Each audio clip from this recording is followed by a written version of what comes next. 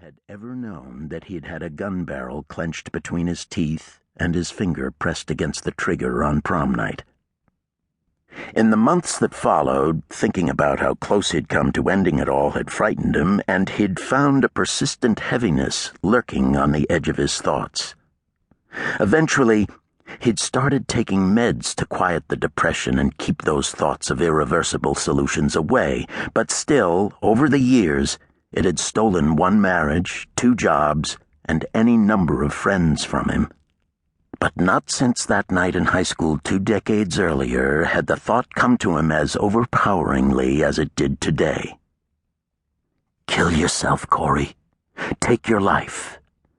This is something you can do right now. This very day. 5:21 a.m. He found his way to the kitchen, put on some coffee just like he did every day, drew a hand across his head to calm his tangled mop of slightly graying hair, and ate 2 donuts and an apple whose skin was beginning to wrinkle. His thoughts chased each other around in an ever-shrinking circle. I wonder what it would be like to be dead, to finally be free of all the hardships and struggles and disappointments of life. Then another series of thoughts. What disappointments, Corey? Your life is not that bad. Things at the law firm were good.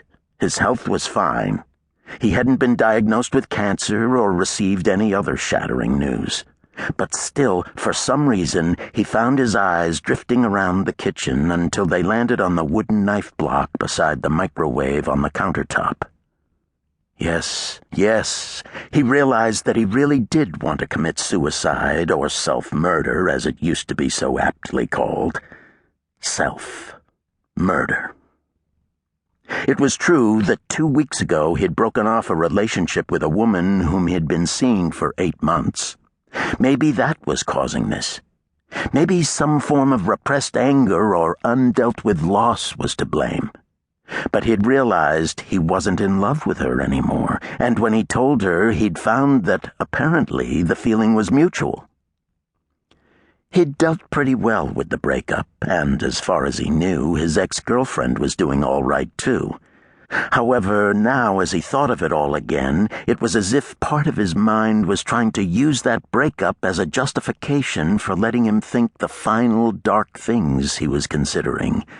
You can't make a relationship work, Corey. It's because of who you are. You can't change who you are. 5:29 a.m. He eyed that alluring block of knives. They were certainly sharp enough. He knew this because he'd nearly cut his finger to the bone last month while slicing a tomato for his salad. Yes, a knife was definitely a possibility. Wrists, neck, inside of his upper arm. He didn't know what that artery in the arm was called, but it was an important one, he knew that. One that was nearly impossible to quell the bleeding of once it was slit.